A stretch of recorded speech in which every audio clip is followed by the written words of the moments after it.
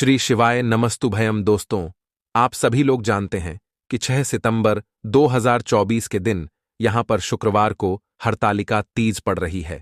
इसीलिए दोस्तों, इस दिन का महत्व बहुत ही ज्यादा बड़ा होता है, क्योंकि यह हरतालिका तीज भाद्रपद महीने में पड़ रही है। और इस दिन एक छुटकी हल्दी वाला उपाय आप लोगों को जरूर करना चाहिए, जो कि पंडित जी ने अपनी अभी की शिव महापुराण की कथा में ही बताया हुआ है। तो दोस्तों, इस उपाय को आपको कैसे करना है, कब करना है, कहां पर करना है और उपाय को करते समय आपको किन किन बातों का ध्यान रखना है, यह सारी जानकारी हम आपको इस वीडियो में देंगे। तो चलिए दोस्तों, उपाय को शुरू करते हैं। देखिए, यह दिन इतना खास होता है, इतना महत्वपूर्ण होता है।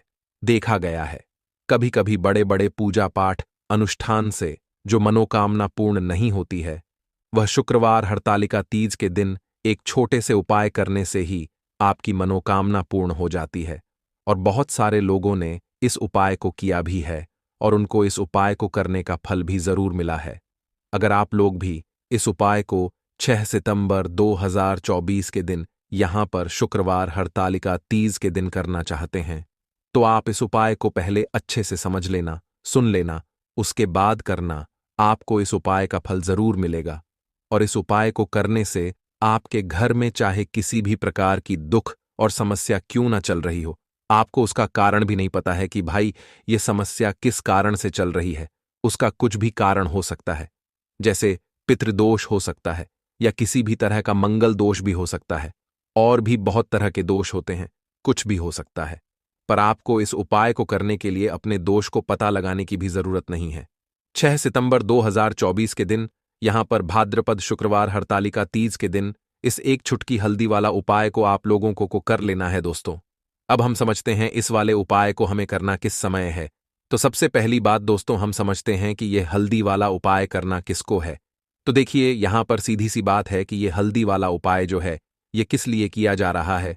यह मनोकामना को पूर्ण करने के लिए किया जा रहा है, या आपके जीवन में जो दुख और परेशानियां हैं उनको दूर करने के लिए किया जा रहा है, या आपका कोई बड़ा काम है जो कि नहीं हो पा रहा है, आप उसके लिए इस उपाय को कर सकते हो। तो सीधी सी बात यह है कि आप अपनी किसी भी प्रकार की मनोकामना के लिए इस वाले उपाय को कर सकते हो। तो यह उपाय वह व्यक्ति कर सकता है जिस व्यक्ति को अपनी किसी भी प्रकार की मनोकामना भगवान शिवजी से पूर्ण करवानी हो। और अगर कोई भी माताएं बहनें जो है अपने घर की सुख और शांति के लिए, घर में धन समृद्धि को बढ़ाने के लिए यह वाला उपाय करना चाहती है, तो घर की जो बड़ी माताएं बहनें होंगी वह इस हल्दी वाले उपाय को विशेष रूप से करें, क्योंकि माताएं बहनें घर की लक्ष्मी होती हैं। और जब घर की लक्ष्मी कोई विशेष उपाय करती है तो उसका फल ही बहुत जल्दी मिल जाता है और बहुत बड़ा होकर मिलता है। अन्यथा इस उपाय को कोई भी व्यक्ति कर सकता है, चाहे वह बड़ा हो, चाहे वह छोटा हो, चाहे वह बच्चा हो।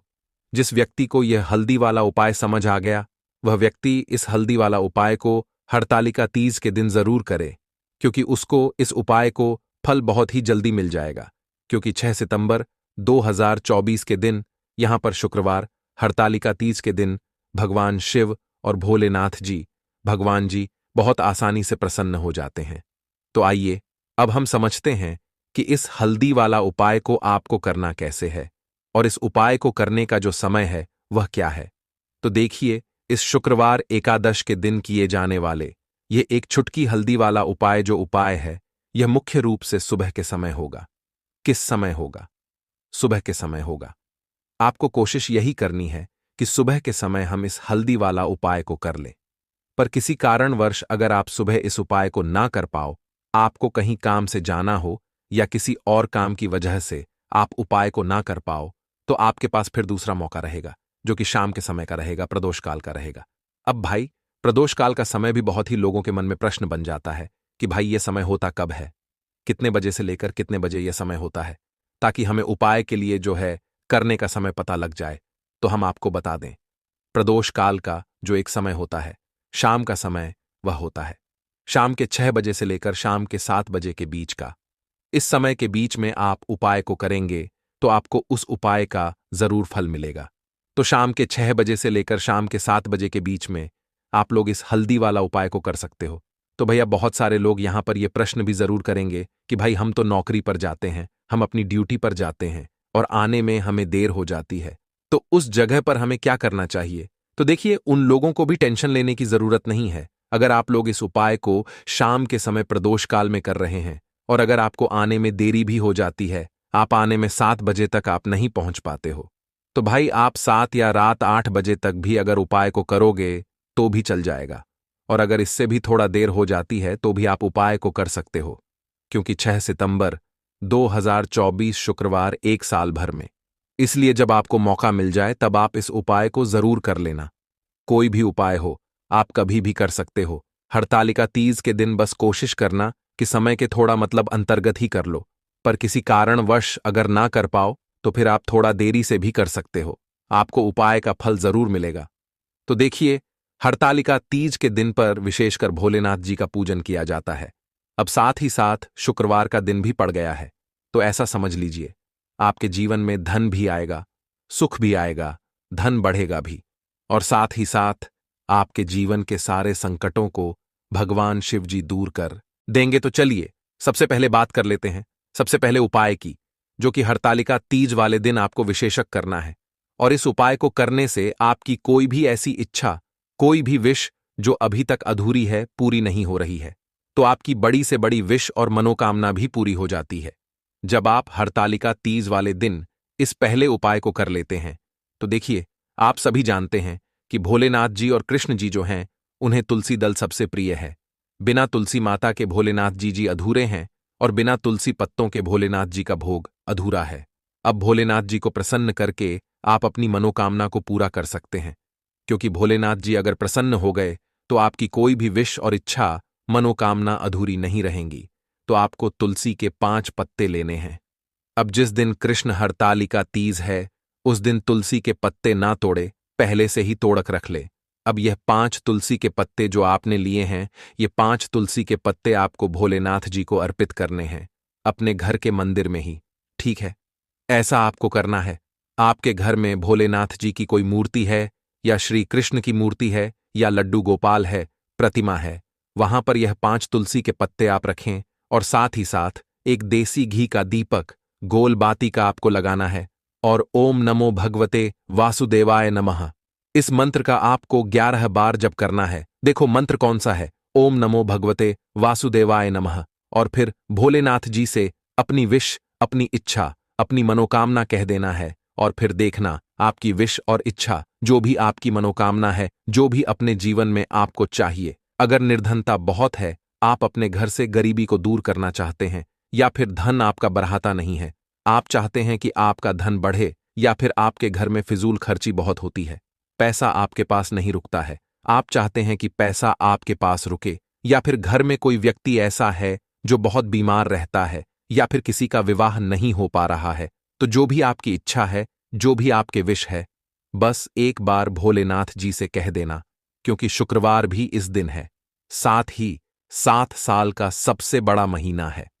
यह दिन इतना उत्तम है कि जो भी आप भोलेनाथ जी से मांग लेंगे, जो उनसे कह देंगे, वह आपकी विश, आपकी मनोकामना को बहुत जल्दी पूरा कर देंगे। तो यह पहला उपाय है। चलिए अब बात कर लेते हैं दूसरे उपाय की। तो चलिए बढ़ते हैं अगले उपाय की ओर। देखो, यदि आपके जीवन में आर्थिक संकट बहुत अधिक हो रहे हैं, धन की समस्या लगातार जीवन में बनी हुई है, एक एक रुपयों को प्राप्त करने के लिए आपको बहुत अधिक मेहनत कर रहे हैं, तो आज रात्रि में सोने से पहले आपको यह एक चमत्कारी दीपक का उपाय अवश्य करना है। या फिर यदि आपका जो व्यापार है, बिजनेस है, दुकान है, वह अच्छे से नहीं चल पा रही है, तो आज रात्रि में इस विशेष दीपक का उपाय आपको अवश्य करना चाहिए। देखो दोस्तों, दीपक हमारे घर में सभी नकारात्मक शक्ति को बाहर करता है। यह उपाय आपको साल में केवल एक बार करने का ही मौका मिलता है। केवल और केवल हरतालिका तीज पर ही इस उपाय को किया जाता है। देखिए, इस उपाय के लिए आपको तुलसी जी की जो सूखी लकड़ी होती है, उसे ले लेना है।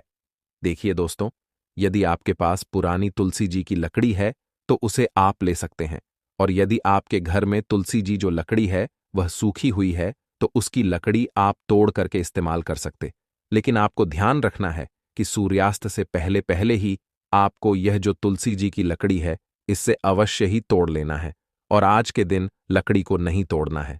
तो इस उपाय के लिए आपको सबसे पहले तो एक मिट्टी का दीपक लेना होगा, चाहे तो आटे का दीपक भी ले सके, क्योंकि आटे का दीपक सभी दीपक में सर्वोत्तम माना गया है। इस दीपक के अंदर आपको शुद्ध घी का प्रयोग करना होगा और इससे दीपक के अंदर अपने जो तुलसी जी की लकड़ी ली है उसे भी रख देना है।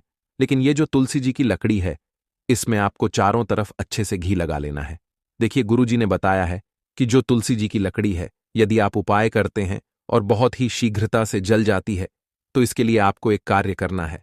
आपको थोड़ी सी रुई ले लेनी है और उस रुई को आपने जो तुलसी जी की लकड़ी ली है उस पर अच्छे से चारों तरफ लपेट देनी है। तुलसी जी की लकड़ी के ऊपर रोई लपेटने के बाद इसे आपको पूरा घी के अंदर डुबो लेना है। अब इसे आपको बाती के रूप में प्रयोग करना है। अब दोस्तों, इस दीपक को आपको प्रज्वलित कहाँ करना है? तो इस दीपक को आपको या तो भगवान भोलेनाथ जी के सामने प्रज्वलित करना होगा, या फिर आपको भगवान श्री राम के सामने प्रज्वलित करना होगा, या फिर भगवान कृष्ण के सामने, यानी कि भगवान भोलेनाथ जी के जो भी अवतार हैं उनके सामने आप यह दीपक प्रज्वलित कर सकते हैं, या फिर आप इससे दीपक को माता तुलसी जी के सामने भी प्रज्वलित कर सकते हैं। पूज्य गुरु जी ने बताया है कि जो भी व्यक्ति इस प्रकार से तुलसी जी की डंडी से यह दीप दान कर देता है, उसके जीवन में कभी भी धन की समस्या नहीं होती है। इसीलिए आपको यह पूरे साल में केवल एक बार ही मौका मिलता है। इस उपाय को करके देखना, आपकी सभी इच्छा जरूर पूर्ण होगी। यह जो उपाय है, रात्रि में सोने से पहले करना है। बात करते हैं अगले उपाय ऊव की। अब बताते हैं तुलसी के गमले में आपको वह कौन सी चीज डालनी है जिस उपाय को करने से आप अपने जीवन में महाधनी बन जाएंगे। इतना धन आपको मिलेगा कि कभी भी आपके धन में कमी नहीं आएगी, कभी भी आपका धन बर्बाद नहीं होगा। आपके पैसे की बर्बादी बिल्कुल आपके जीवन से रुक जाएगी। और जो लोग कहते हैं कि घर में पैसा तो आता है, पैसा रुकता नहीं है और पैसा बढ़ाता नहीं है, वृद्धि नहीं हो रही है, उन्हें भी विशेष यह दूसरा उपाय हरतालिका तीज वाले दिन जरूर करना चाहिए। तो देखिए, पहले ही आपको बता दिया कि भोलेनाथ जी की पूजा और उनका भोग श्री मतलब तुलसी मैया के बिना अधूरा है ना? और तुलसी मैया जो है वह भोलेनाथ जी के बिना अधूरी है। तो देखिए, जब भी आप तुलसी का कोई उपाय करेंगे तो सीधे सीधे आप भोलेनाथ जी को प्रसन्न कर लेते हैं। अब व्यक्ति को, यानी जो भी व्यक्ति है, किस व्यक्ति को कितना धन देना है, ये भोलेनाथ जी के हाथ में होता है धन देने का काम। मां लक्ष्मी करती है, जो कि मां तुलसी का ही एक रूप है। मां तुलसी जो है यह माता लक्ष्मी का ही स्वरूप है ना? तो आपको करना क्या है? आपको लेनी है यहां पर हल्दी पिसी हुई, जो कि भोलेनाथ जी से जुड़ी हुई है, आपके गुरु ग्रह से जुड़ी हुई है, आपकी कुंडली में गुरु को मजबूत करती है, सुख सौभाग्य को खींचने का काम करती है, धन को बढ़ाने का काम करती है। तो एक छुटकी पिसी हुई हल्दी आपको लेनी है, और ये पिसी हुई सूखी हल्दी ही आपको अपने गमले में, तुलसी का पौधा जिस गमले में लगा है उसमें अच्छे से इस हल्दी को डालना है। ठीक है ना? और ओम नमो भगवते वासुदेवाय नमः इस मंत्र का जाप करना है। कितनी बार? कम से कम 11 बार जाप करना है ओम नमो भगवते वासुदेवाय नमः इस मंत्र का जाप करते रहना, और हल्के हल्के से तुलसी के पौधे में आपको पूरे गमले में पिसी हुई हल्दी का छिड़काव करना है। तो देखिए, जो व्यक्ति इस उपाय को हरतालिका तीज के दिन कर लेता है, समझ लीजिए अपने जीवन से नहीं आने वाली 7 पीढ़ियों के जीवन से निर्धनता और गरीबी को दूर कर देता है। क्योंकि हल्दी जो है ना, यह साधारण नहीं है। हल्दी इतनी उत्तम होती है कि रातों रात आपके जीवन में चमत्कार करती है। आपने देखा होगा कि कोई भी शादी होती है, विवाह होता है ना? कोई भी ऐसा शुभ काम हम करते हैं उसमें हल्दी जरूर लेते हैं। गृह प्रवेश जब हम करते हैं तो हल्दी के स्वस्तिक का निर्माण करते हैं। कोई भी अच्छा काम करने जा रहे हैं, हल्दी उसमें लेते हैं। और हल्दी जो है यह आपके गुरु ग्रह को मजबूत कर देती है। अगर कुंडली में गुरु कहीं ना कहीं मजबूत है तो इससे उत्तम उपाय आपको ऐसा समझिए, हरतालिका तीज का मिलेगा नहीं। बहुत ही उत्तम उपाय है। तुलसी के गमले में एक चुटकी पिसी हुई हल्दी डालना है, तो यह बहुत ही उत्तम उपाय है। इस उपाय को आप जरूर करें। हरतालिका तीज वाले दिन और साल का सबसे बड़ा ये दिन है। तो इस उपाय को करने से भोलेनाथ जी आपसे ना केवल प्रसन्न होते हैं, आपसे इतना प्रसन्न हो जाते हैं कि जीवन में कभी आपके गरीबी और निर्धनता को नहीं आने देते हैं। तो चलिए अब बात कर लेते हैं अपने तीसरे उपाय की, जो कि मुख्य द्वार से जुड़ा हुआ है। और यह उपाय है स्थिर लक्ष्मी के वास के लिए। ऐसा पैसा आपके घर में आएगा जो आपके घर में ही रुकेगा। ऐसा पैसा कभी आपके घर में नहीं आएगा जो आपके घर से जाएगा और विशेषकर फिजूल खर्ची में जाएगा। अब आधे से ज्यादा लोगों की यही समस्या होती है कि घर में पैसा तो आता है लेकिन बहुत जल्दी घर से चला जाता है या फिर फिजूल खर्ची में चला जाता है। तो धन की बर्बादी जिन लोगों के घर में हो रही है उन्हें विशेषकर यह तीसरा उपाय करना है, या जिन लोगों के पास बिल्कुल पैसा आना बंद हो गया है सर पर लगातार कर्जा बरत रहा है, उन्हें भी यह तीसरा उपाय करना है। तो देखिए आपको फिर से क्या लेना है। हल्दी लेनी है, पीसी हुई, जो कि भोलेनाथ जी से ही जुड़ी हुई है ना। पीसी हुई हल्दी लेनी है और थोड़ा सा पानी डालकर उसका गारा गारा आपको पेस्ट बना लेना है। अब इसी हल्दी से आपको अपने घर में स्वस्तिक बनाने हैं। कितने स्वास्थिक एक स्वास्थिक आपको बनाना है अपनी तिजोरी पर, जिसमें आप पैसा रखते हैं। चाहे तो आप संदूक में रखते हैं, अलमारी में रखते हैं, जिस चीज में भी पैसा रखते हैं, बस वहां पर हल्दी से एक स्वस्तिक बनाना है दूसरा स्वास्थिक। आपको कहाँ बनाना है? अपने घर के मंदिर में, है ना। और 2 स्वास्थिक आपको बनाने हैं अपने घर के मुख्य द्वार पर बाहर की तरफ। हल्दी से 4 स्वास्थ्य आपको बनाने हैं। 2 स्वास्थिक मुख्य द्वार पर बाहर की तरफ, एक तिजोरी पर, है ना, और एक अपने घर के मंदिर में। बस यह उपाय आपने अगर हरतालिका तीज वाले दिन कर लिया तो देखिए जो धन की तिजोरी है उसमें पैसा भरा रहेगा। कभी भी धन की तिजोरी धन से खाली नहीं होगी, क्योंकि जहां पर हल्दी का स्वास्थिक होता है वहां कभी धन की कमी नहीं होती है। हमेशा वहां पर धन की देवी माता लक्ष्मी वास करती हैं, क्योंकि हल्दी किससे जुड़ी हुई है? भोलेनाथ जी से। और मां लक्ष्मी कहाँ होती है? जहां भोलेनाथ जी वास करते हैं। अब बात करें कि आपके घर का मंदिर जो है उसमें अगर आप एक स्वास्तिक बनाते हैं तो आपके घर से ऊर्जा जो है पूरे में ऊर्जा फैलती है ना। तो आपके घर में पॉजिटिव एनर्जी बढ़ती है, सकारा ऊर्जा बढ़ाती है। जब आप अपने घर के मंदिर में हल्दी का स्वास्तिक बनाते हैं, आपके घर से बुरी शक्तियां, नेगेटिव एनर्जी जैसी चीजें बिल्कुल आपके घर में नहीं रुकती हैं। मुख्य द्वार तो इतना उत्तम होता है कि मुख्य द्वार से ही मां लक्ष्मी की नजर सबसे पहले आपके मुख्य द्वार पर ही पड़ती है। और मुख्य द्वार पर अगर आपने हल्दी के स्वस्तिक बना दिए तो मां लक्ष्मी देखते ही प्रसन्न हो जाती है, क्योंकि यह भोलेनाथ जी से जुड़ी हुई है ना। और हल्दी के स्वास्तिक जहां पर जो व्यक्ति अपने घर के मुख्य द्वार पर बनाते हैं, ऐसा समझ लीजिए मां लक्ष्मी उनके घर में वास करती ही करती है और कभी भी ऐसे घर को फिर छोड़कर नहीं जाती है। स्थिर लक्ष्मी का वास आपके घर में होगा। यह हल्दी के स्वस्तिक वाला उपाय हरतालिका तीज के दिन बहुत ही उत्तम है। साथ ही साथ कोशिश करें कि इस दिन गाय माता को हरी घास अवश्य खिलाए और एक पानी का घड़ा भरा हुआ किसी जरूरतमंद को दान जरूर करें। और जो व्यक्ति पक्षियों के लिए पानी की व्यवस्था करता है ना, या फिर घड़े को दान कर देता है, उसके घर कभी भी धन की कमी नहीं होती है। माता लक्ष्मी उनके भंडार धन से भर देती है। दोस्तों, यह पौधा वाकई में बहुत ही पावरफुल है। अक्सर जब हमें इन पौधों की जानकारी नहीं होती तो हम उन्हें नजरअंदाज कर देते हैं, लेकिन ऐसा ना करें। हर पौधा जो आपके आसपास पाया जाता है उसमें औषधीय गुणों का भंडार होता है। हम बस इन गुणों से अनजान होते हैं और नहीं जानते कि इनका सही उपयोग कैसे किया जाए। इसी अज्ञानता के कारण हम इन पौधों के फायदे नहीं उठा पाते। मैं आपको इस पौधे के बारे में विस्तार से बताने जा रहा हूं ताकि आप इसे पहचान सकें और इसके औषधीय गुणों का सही तरीके से उपयोग कर सकें। इसे कैसे सेवन करना है, किस तरह से औषधि बनानी है, इन सब की जानकारी देकर मैं आपको इस पौधे का अधिकतम लाभ उठाने में मदद करूंगा। उम्मीद है कि इस जानकारी के बाद आप इन पौधों को नजरअंदाज नहीं करेंगे और इनसे भरपूर फायदा उठाएंगे।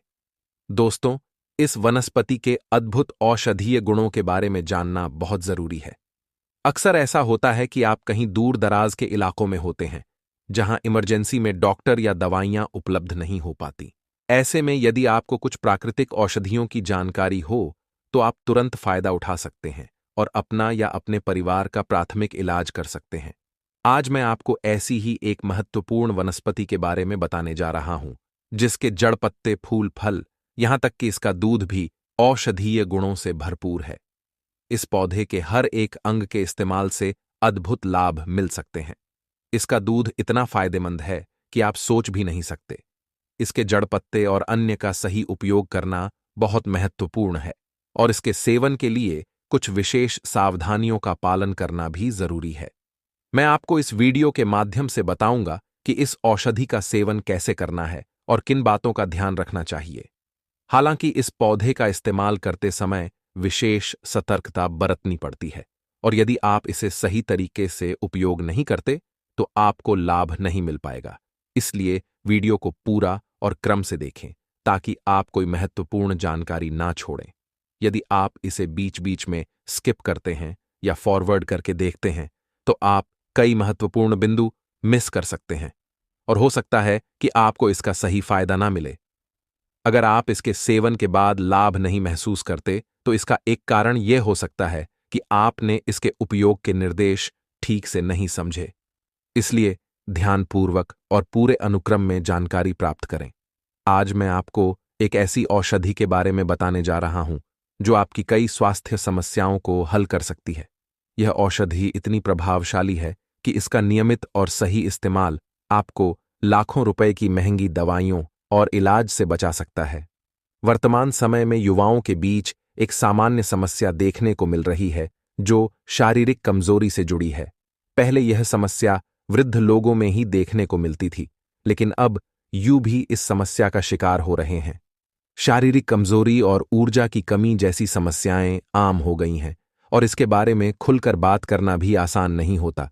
इस समस्या से पीड़ित हजारों लाखों युवा हैं जो इस बारे में किसी से बात नहीं कर पाते और चुपचाप इसे झेलते हैं। आपने टीवी पर रात के समय ऐसी औषधियों के विज्ञापन देखे होंगे जिनका उद्देश्य इसी प्रकार की समस्याओं का समाधान करना होता है। लेकिन दोस्तों, आपको इन महंगे उपचारों की आवश्यकता नहीं पड़ेगी, क्योंकि मैं आपको एक ऐसी प्राकृतिक औषधि के बारे में बताने जा रहा हूं जो पूरी तरह से सुरक्षित और प्रभावी है। इस औषधि का सही मात्रा में और सावधानी के साथ सेवन करने से आप अपनी आंतरिक कमजोरी को दूर कर सकते हैं और खुद को स्वस्थ और ऊर्जावान महसूस कर सकते हैं। लेकिन जैसा कि मैंने पहले कहा, इसे लेने की मात्रा और समय का ध्यान रखना बहुत जरूरी है। यदि आप इसका उपयोग सही तरीके से नहीं करेंगे तो इसका पूरा लाभ नहीं उठा पाएंगे।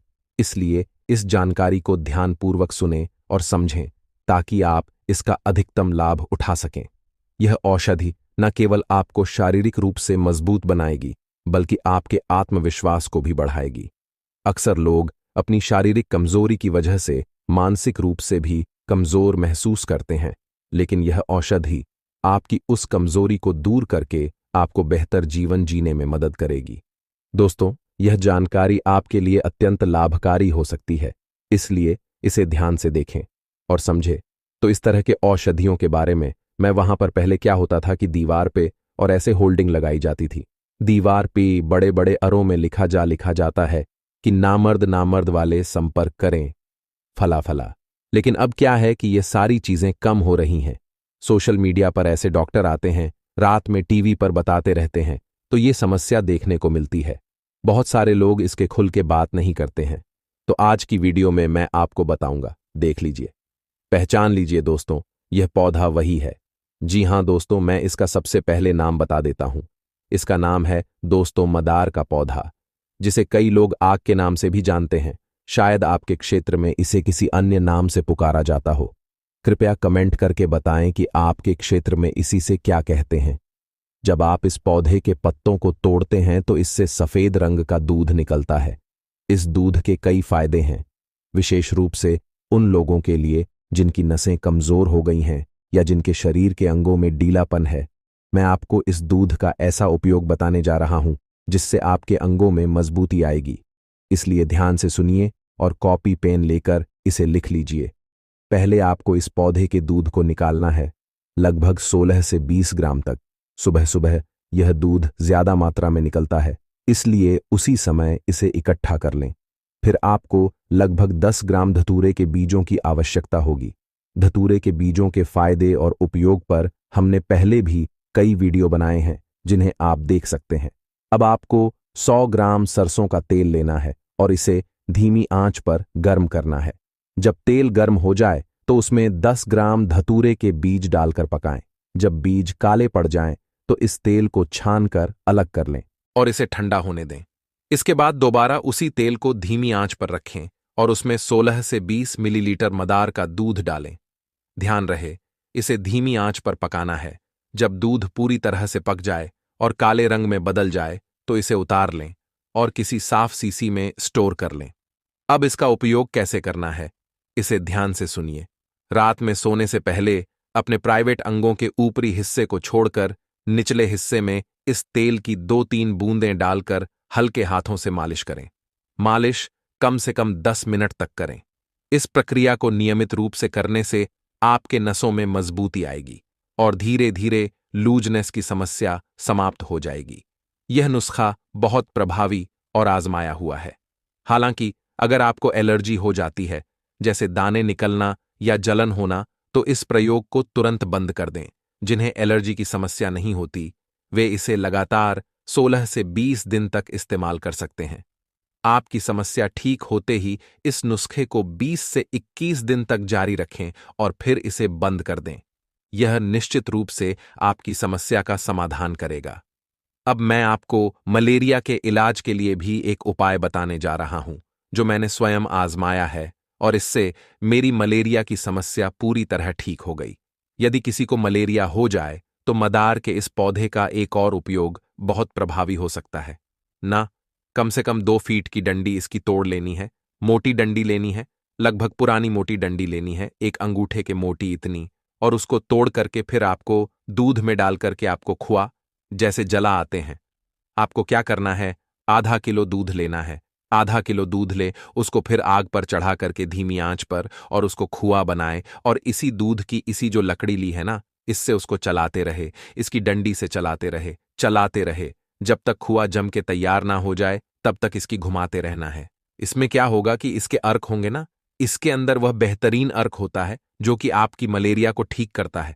उससे उसके जो बैक्टीरिया होते हैं, उससे वायरस होता है, इसमें वह तत्व पाया जाता है, लेकिन इसको सीधे नहीं खा सकता है क्योंकि यह पॉइजन का काम कर जाएगा दोस्तों। इसीलिए दूध के साथ हल्का हल्का गर्मी पा करके ये दूध में मिक्स होता है और दूध के साथ मिक्स होकर के आपके औषधि के रूप में काम करता है।